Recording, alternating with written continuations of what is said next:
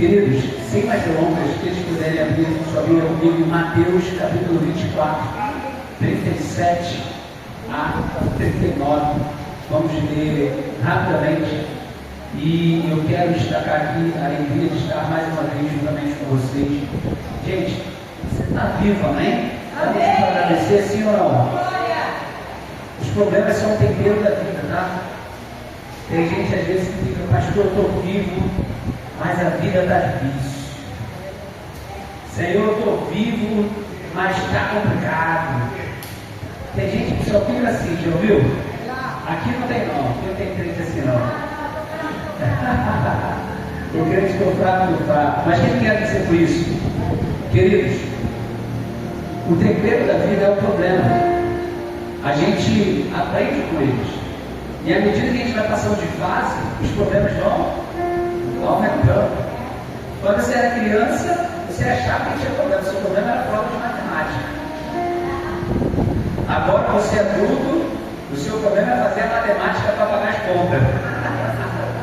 Mas tu vê que cada fase foi te preparando e te amadurecendo para uma nova fase. Sim ou não? Teve gente que no primeiro namoro casou. Eu conheço gente assim, teve gente assim. Alguém aqui? Eu não tive essa coisa, graças a Deus, né? Eu tive, né? Mas eu aprendi com erros técnicos anteriores. E às vezes teve gente aqui que teve namoro, relacionamento, de repente casamentos, mas você aprendeu lições ali, sim ou não? Para que você não cometa os mesmos erros. Então você vai ver que na vida todo é um processo e ao invés de reclamar, você tem que perguntar para Deus, Deus, como eu posso amadurecer e ficar mais forte, mais sábio para superar esse desafio? Porque, fala para o seu irmão lá, os problemas não vão parar. A gente tem que ficar mais forte, mais inteligente para resolver. E querido, você tem uma vantagem competitiva. Adivinha qual é? Primeiro, a palavra de Deus, a Bíblia e o Espírito Santo de Deus. Porque você tem uma vantagem competitiva que você tem um Deus maravilhoso, conselheiro, Deus forte, Pai da eternidade, príncipe da paz. Só viu um aleluia e um amém. Cadê glória a Deus? Vocês viram o atentado que houve em Venezuela agora, terremoto, infelizmente são mais de 50 mil desaparecidos, fazendo campanha para ajudar alguns trabalhos.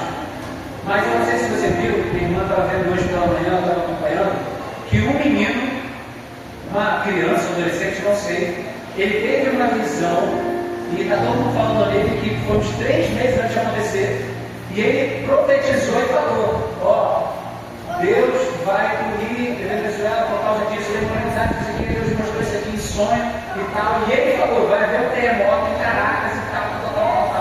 3 meses antes. Aí aconteceu, e aí está todo mundo pegando o vídeo desse menino e está falando, olha só, ele profetizou e tal. O que eu quero dizer? Quando aquele menino fez esse vídeo e falou, com certeza todo mundo falou o quê? É mentira, é um lunático, é um maluco. Mas a Bíblia diz que nos últimos dias, em Joel, fala que as crianças terão visões. E querido, a Bíblia é repleta de profecias, sim ou não? Segundo estudiosos, são mais de 2.500 profecias. Sabe quantas já se cumpriram? 2.000. Só faltam 500.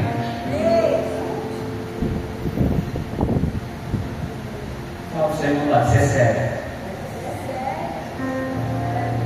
Toda palavra de Deus inspirada vai se cumprir, como já está se cumprindo. E dessas 500 que faltam, adivinha essas 500 que faltam? É sobre a volta de Jesus.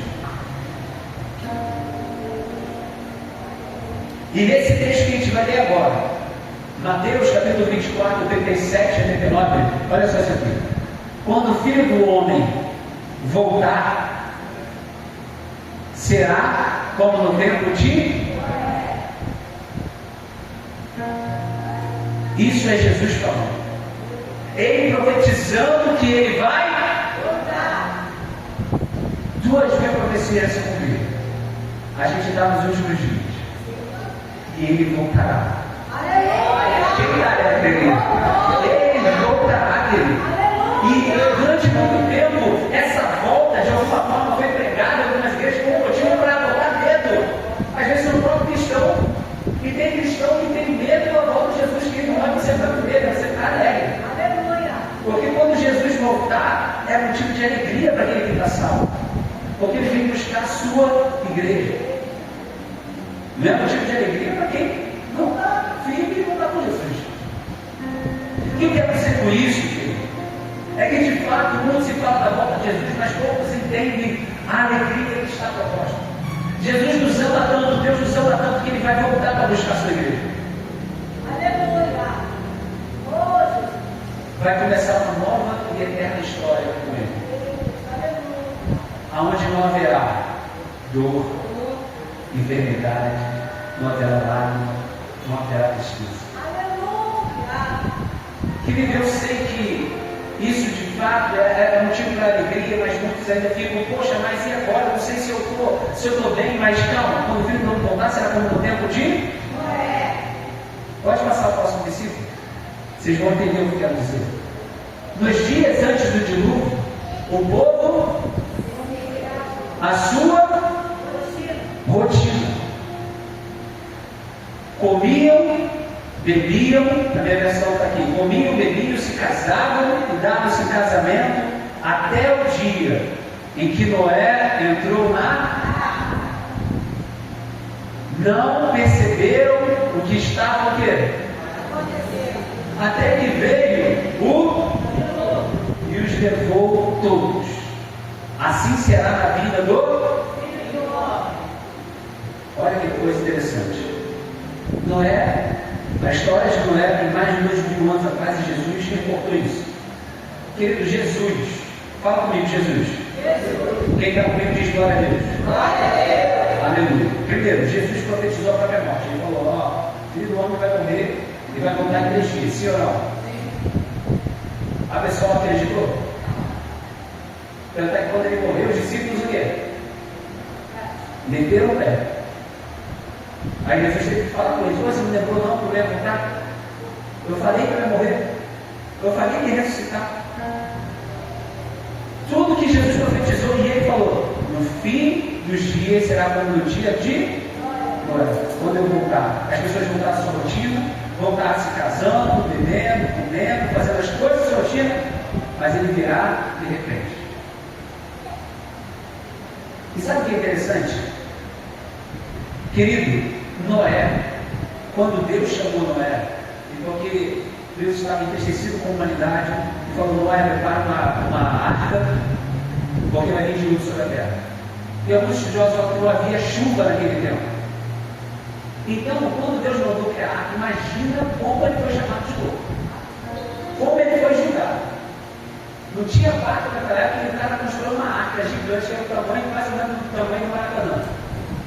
De um estádio. Imagina quanto tempo ele foi julgado. Muitos estudiosos falam que demorou mais ou menos 40 anos em construir.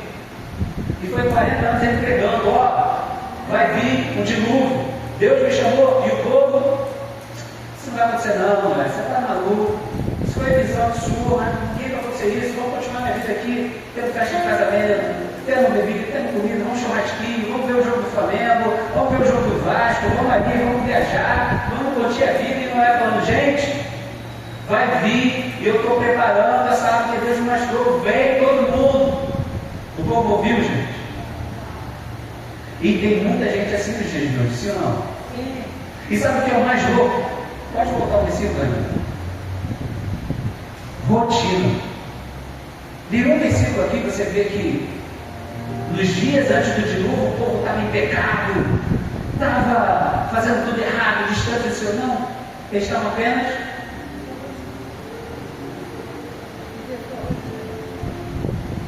fala o seu irmão lá, não deixe a sua rotina te afastar de Deus. Para de discutir, eu estou ocupado demais. Eu não tenho tempo na minha rotina, eu não tenho 1 hora na semana para buscar Deus, eu não tenho tempo para ir para a igreja, porque eu tenho que trabalhar, eu tenho que fazer não sei o quê. A sua rotina, mostra a sua prioridade. tem sido sua rotina? Será que Deus faz parte dela? Porque é muito inconveniente eu querer passar a eternidade com Deus se aqui na terra eu me separo em uma hora para ficar com Deus. Aleluia! E é interessante, gente, como tem acontecido, muitas pessoas têm tido visão, não sei se você lembra também, aconteceu de um cara profetizar na época da eleição do Donald Trump. Um cara nessa televisão, todo mundo falou, ó, vai sofrer um atentado contra o Donald Trump, vão tentar matar ele, tal. Todo mundo achou que vai acontecer. Porque Deus avisa. E Deus já está avisando a igreja, eu vou voltar. Porque eu amo demais vocês. E vai chegar um ponto que eu não quero mais ver vocês sofrendo. E é interessante, gente, porque, de fato, quando a gente está passando o perrengue na terra, o que a gente faz? Jesus volta logo. Estou aguentando mais. Tem alguém que já fez isso? Ah, se eu me arrebato agora, me leva. Estou cansado. Mas sabe o que é engraçado? Quando a vida está boa, quando a conta bancária está cheia, está tudo indo bem, não volta agora não, Jesus. Aguarda aí que agora a vida está boa. Só que a vida do Filho do Homem vai ser como diz Noé. Ele fala que ninguém sabe, só o Pai. E queridos, só faltam 500 profecias se cumprir. E igreja, existe uma diferença entre ser informado e estar preparado. Deus está querendo que a gente se prepare. Alguns domingos atrás, a Thalita falou sobre as noivas.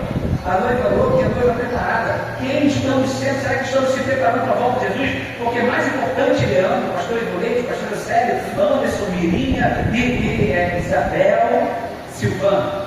Mais importante do que eu ficar preocupado em quando vai ser a volta de Jesus, é eu estar com minha vida voltada para Jesus.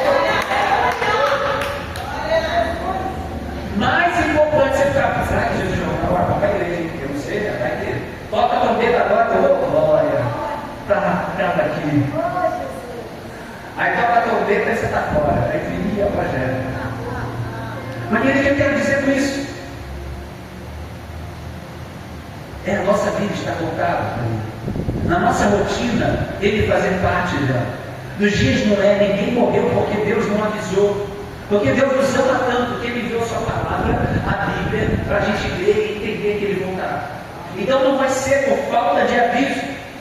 E sabe o que mais me assusta? Eles não eram pessoas adorando Satanás. Não eram pessoas imorais. Eram pessoas que estavam comendo, bebendo, se casando, construindo, vivendo, trabalhando, criando filhos, planejando o futuro e morreram. Não porque faziam as coisas erradas, mas porque viviam como se Deus nunca fosse cumprir as suas promessas. Existe o cristão ateu. Você sabe o que é o cristão ateu? Posso falar? O cristão ateu é aquele que crê em Deus, mas vive como se Ele não existisse. Eu creio em Deus, eu tenho fé, eu escuto louvor, mas na minha rotina Ele não faz parte. Querido, hoje estamos vivendo exatamente assim, tanta tecnologia, tanto conhecimento, ansiedade, solidão, famílias destruídas, e Jesus disse, assim como nos dias de Noé, vai ser a vinda do Filho do Homem. Nós não estamos caminhando para um desastre. A volta de Jesus não é um encontro com o noivo. É o dia do casamento. É o dia que a alegria será completa. É o dia que teu nome será citado e falar, Juanito, Ivoneide, pode subir, pode vir, vem comer a mesa do Pai, vamos ser juntos na eternidade, onde não haverá dor, não haverá tristeza, não haverá enfermidade. Vem, benditos do meu Pai, vamos comemorar uma festa, assim como houve um churrasco quando o Filho Pródigo voltou. Esse é o grande dia da volta de Jesus, que a nossa vida deve estar voltada com alegria, expectativa, falando, eu não sei como é que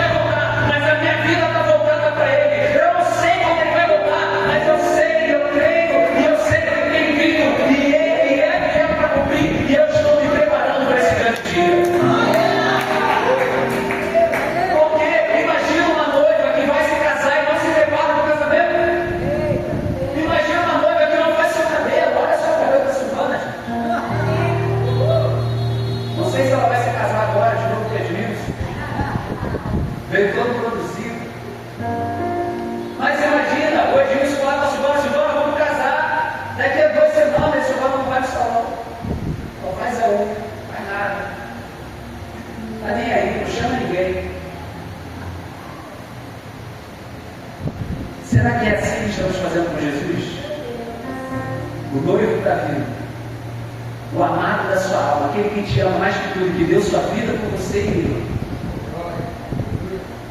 que quer voltar para te buscar. E a gente, às vezes, a nossa rotina está tão ocupada, está tão trabalhosa, que não temos tempo para ele. Porque a pergunta não é se Jesus vai voltar, é quando. E por que acreditar que Jesus vai voltar, como nos diz Noé? Primeiro, porque ele falou. Toda a Bíblia é a história de um Deus que cumpre promessas. Fala comigo, cumpre. E falta, ou seja, como eu falei, 2.000 promessas, 2.000 profecias, 2.000 já foram completas. Querido, isso quer dizer que 80% das profecias bíblicas já aconteceram. Quantos por cento, igreja? Quantos por cento? Então você acha ainda que ele não vai cumprir? Por que ele vai deixar as últimas deixar de cumprir? Primeiro, Jesus, Isaías 7,14 fala, ele nascerá de uma virgem. Ele nasceu de uma virgem? Miqueias 5,2 no Velho Testamento fala, escrito cerca de 700 anos antes de Jesus, falou que o Salvador nasceria em Belém. Ele nasceu em Belém? Zacarias 9,9, também escrito mais de 400 anos antes de Jesus, disse, ele será traído por 30 moedas. Aconteceu isso? Salmos 22, o salmista Davi, mais de não sei quantos mil anos antes falou, as suas mãos e pés serão transpassados. A crucificação nem existia nesse tempo. Foi o Império Romano que inventou. O salmista Davi teve essa inspiração e falou, ele será transpassado pelas suas mãos e pés. No tempo que não havia luz, não havia Império Romano, não havia nada disso, ele escreveu. Se cumpriu? Salmos 34, nenhum osso será quebrado. Se cumpriu. Isaías 53, ele será sepultado com os ricos. Ele foi sepultado com os ricos. Salmos 16, falou que ele ressuscitaria. Queridos, você sabe que a Bíblia foi escrita durante cerca de 1.500 anos. Quantos anos? Ou seja, 1.500 anos de produção. Por diferentes autores em diferentes épocas.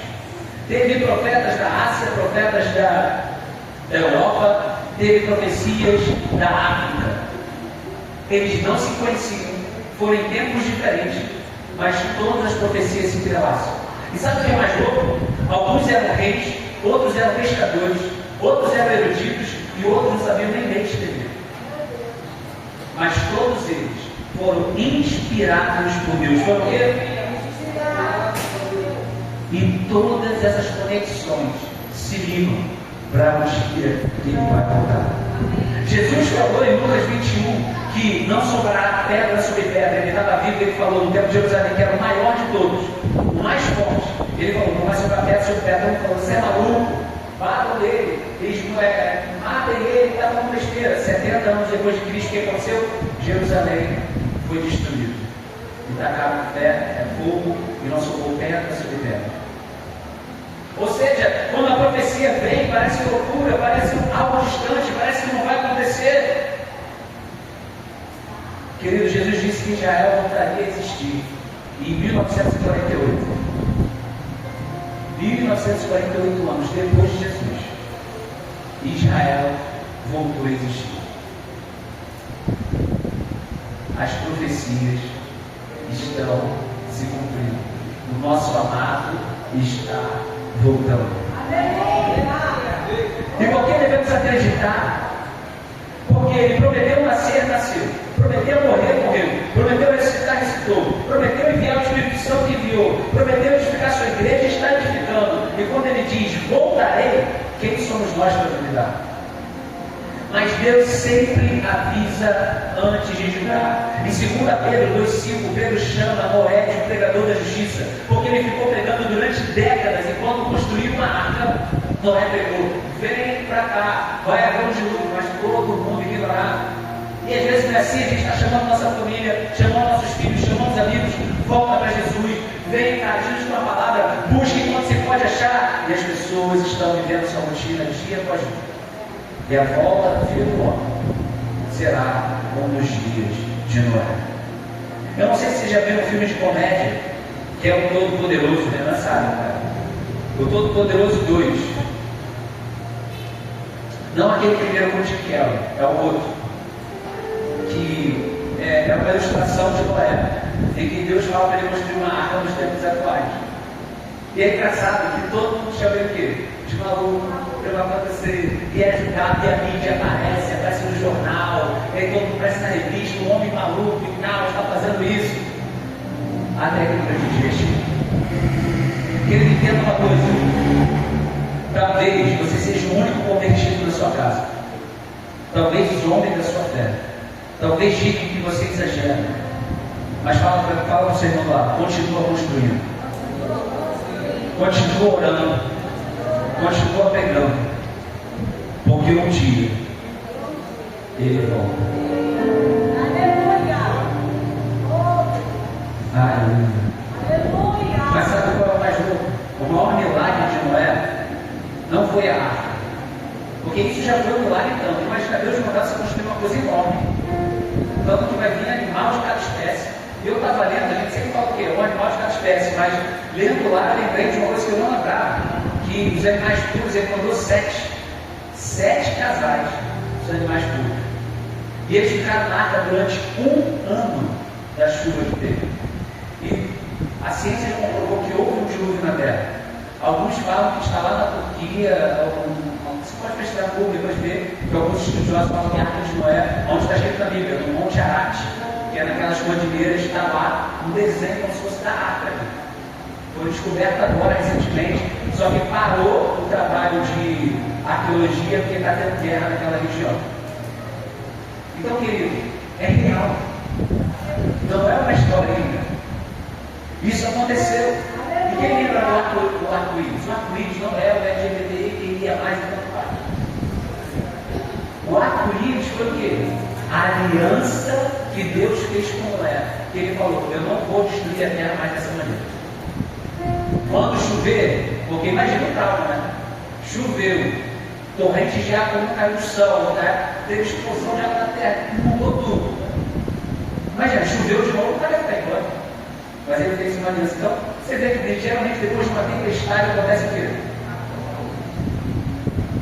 Querido, foi a aliança que Deus fez com Noé. Toda hora que você vê o arco-íris, é você lembrar de Deus e da história de Noé. Desde que ele voltar. E sabe o que é mais interessante? Noé não convenceu uma cidade, mas ele convenceu sua casa, sua família. Sua esposa entrou, seus filhos entraram, suas noras entraram. A maior vitória de um homem e de uma mulher não é construir um patrimônio que for, é construir uma família que acredita em Deus. O mundo ensina primeiro dinheiro, primeiro sucesso, carreira, fama. Deus diz, primeiro a sua casa. E Josué entendeu isso quando ele disse: eu e minha casa, eu não sei vocês, mas eu e minha casa, será que estamos construindo isso? Um lar para qual a gente pode chamar um lar de Deus? Você pode levantar uma empresa, levantar um ministério, levantar uma fortuna, mas perder seus filhos. O que você realmente construiu? O que destruiu sua família? Deus não quer apenas mudar seu interesse eterno, Ele quer mudar o destino da sua família inteira, amém? A arca aponta para Jesus. A arca nunca foi um destino, era uma profecia. Tudo nela anunciava Jesus. Havia apenas uma porta. Fala comigo, uma. E Jesus disse: eu sou a. Havia apenas uma arca, existe apenas um Salvador. Havia um juízo do lado de fora, mas existe salvação do lado de dentro. Quem está do lado de dentro diz amém, glória a Deus. A arca enfrentou toda a ira das águas. Jesus enfrentou toda a ira do pecado. A madeira da arca recebeu a tempestade. A madeira da cruz recebeu o julgamento. A arca salvou 8 pessoas. A cruz pode salvar toda a humanidade. A arca preservou vidas. A cruz de Jesus transforma vidas. O momento mais importante não foi quando a chuva começou. Gênesis 7,16, pode abrir aí, irmão. Olha uma coisa que eu não tinha prestado tanta atenção. Gênesis 7:16. Quando Noé construiu a arca e ficou preparado, ele convidando, então não indo, ignorando, zoando, brincando, vivendo sua rotina. Conseguiu? Consegue? Gênesis 7:16. Aqui, ó. O macho e a fêmea de cada espécie acrescentaram, não deixa de ordenar. Então o quê? Lê para mim, gente. Então, fala mais alto, só o Daniel. Então, quem fechou? O Senhor. Foi Noé, não?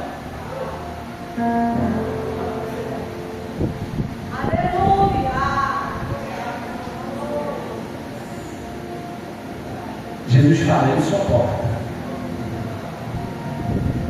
Quem vem a mim de maneira nenhuma serei fora. Eu sou a porta.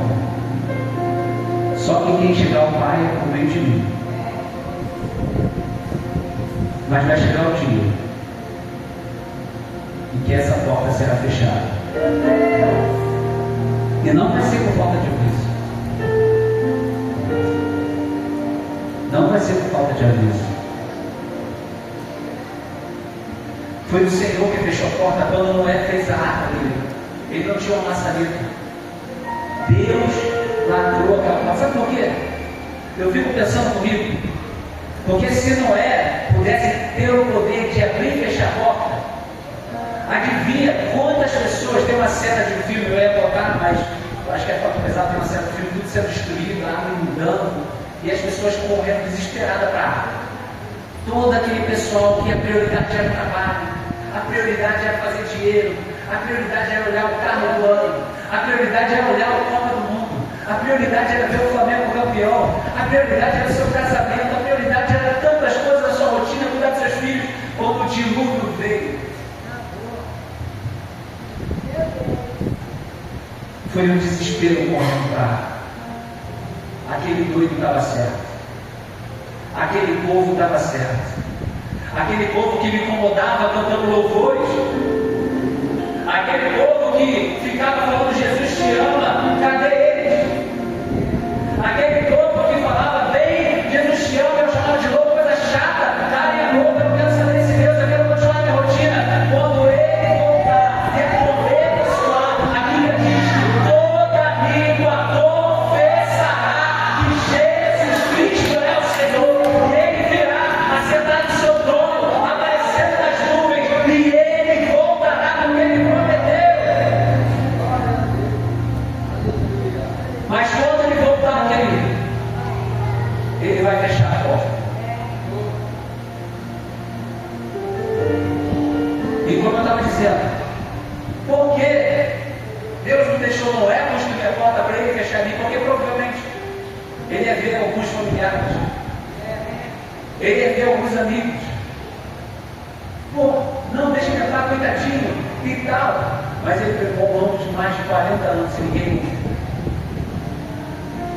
Querido, quantas oportunidades a mais você vai parar de ouvir? Quantas oportunidades a mais você vai negar de pessoas te convidando em amor, falando vem para Jesus, e você ignora por causa da sua rotina? Você tem outras prioridades, mas o Senhor fechou a porta. Noé não podia escolher quem ia entrar. Deus deixou a porta aberta por mais de 40 anos falando vem. Qualquer pessoa podia entrar, mas Jesus chegou um momento em que Deus fechou. Não adiantava bater, não adiantava gritar, não adiantava acreditar, era tarde. A porta da graça continua aberta, mas não ficará aberta para sempre, igreja. Aproveita, porque a graça e a misericórdia do Senhor se renova a cada manhã, falando, filho, vem para mim.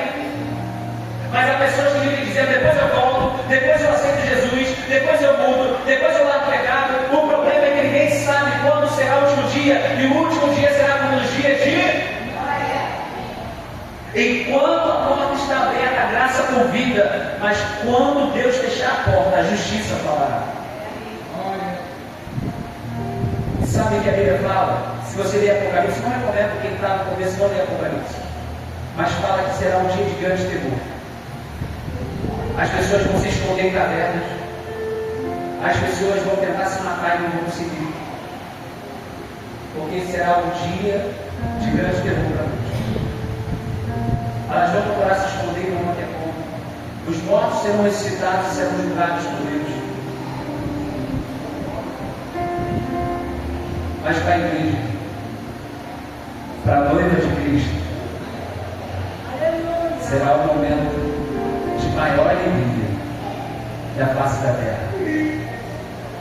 Teve um dia que uma jovem falou para mim: pastor, eu tive um sonho. Quem já teve sonho com a volta de Jesus? A gente tem sonho com a volta de Jesus. Teve um dia que uma jovem chegou para mim e falou assim: pastor, eu tive um sonho. Eu falei: que sonho é esse? Era, meu Deus, eu preciso voltar para Jesus. Ela falou: eu estava andando na rua, aí estava eu, você e minha mãe. E aí a gente andando, as trombetas soaram. E aí vocês ficaram todos alegres. E parecia que uma luz chegou a vocês começaram a lembrar como o grande dia chegou. E eu fiquei desesperado porque eu estava subindo. E eu acordei desesperado, querendo, não, eu vou ficar tentando puxar vocês e não conseguia. E eu acordei desesperado. Quem já viu aquele filme também, Deixados para Trás? Foi uma relíquia dos anos 90, 80, sei lá. Lembra que estava mais roupa, era engraçado, que foi arrebatado da igreja. Aí tem alguns teólogos que falam que vai ficar mais um tempo com o pessoal se arrepender. Essa é a ideia deles, né? De uma vertente de teologia. Só que é engraçado que o meu irmão fez. A gente viu Deixados para Trás 1, 2 e 3. E veio lá, né? E aí quem já viu esse filme? Lembra? Esse filme, o pessoal da antiga lembra. Que quando é arrebatado, deixava só de roupa. Aí a gente viu, aí meu irmão, de brincadeira comigo, a gente dormiu numa beliche, um pouquinho embaixo. Aí eu acordei, aí ele viu esse idiota, deixou só a roupa dele. E ele mas a roupa, o que é isso? Aí ele, é arrebatado. Você ficou, aí eu falei, tá arrependido. Eu nunca esqueço da cena, sério, eu cheguei na cama, só tava a roupa dele, short, a blusa e o pé, como ele tá aqui, como é que todo. E é interessante porque para muitos vai ser motivo de terror, mas para muitos vai ser motivo da maior alegria da sua vida. O primeiro dilúvio foi de água, mas o de Jesus foi de amor. Deus colocou um arco nas nuvens, o arco-íris. Era uma promessa, que Ele nunca mais destruiria a humanidade daquela forma. Mas o pecado continuou. Noé saiu da arca, o pecado saiu junto. Então Deus fez algo infinitamente maior. Ele não enviou outro dilúvio, Ele enviou o seu Filho. O primeiro dilúvio houve uma destruição de uma geração. O segundo dilúvio foi uma graça salvadora. E na cruz, o julgamento que era para ser nosso, Ele tomou sobre si. E agora você recebe uma nova natureza, adotado como filho, reconciliado com Deus. Querido, Ele te ama. A chuva revelou que Ele estava firme na arca. A cruz revela que Ele está com Cristo. Gênesis 7,16 diz que o Senhor fechou a porta após ele. Mas a porta da graça, adivinha, continua aberta hoje. Mas não ficará para sempre. A arca aponta para Cristo. João 10,9 fala: eu sou a porta. Se alguém entrar por mim, será salvo. Entrará, olha só o que ele fala. Entrará, sairá e achará pastagem. Ele nos compara com uma ovelha, e uma ovelha mais procura é o quê? Vida e vida em abundância. Eu sou a porta. Se alguém entrar por mim, será salvo. Conclusão: existe apenas dois grupos, queridos, que estavam dentro da arca e os que estavam fora. Não havia uma terceira opção. Hoje também não existe. Ou estamos em Cristo, ou continuamos perdidos. Se coloque de pé, igreja. Terminamos aqui.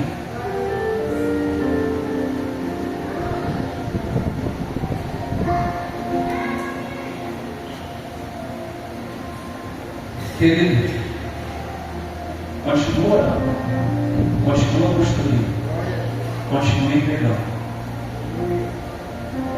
porque sua casa será salva. Só 3 falaram: sua casa, sua família será salva. Seu casamento parece estar mudando, continua construindo. Seu filho está distante, continua construindo. Sua filha perdeu a fé, continua construindo. Seus pais estão à beira do divórcio, continua construindo. Porque Deus manda te dizer essa noite: ainda existe uma porta aberta. A porta permanece aberta. Enquanto o Evangelho é pregado, a porta continua. A porta continua. Talvez você tenha vindo hoje pensando que era apenas mais um culto de... Não, é um convite do céu. Porque ninguém sabe quando Deus fechará a porta. Porque será como nos dias de Noé. A graça chama-nos.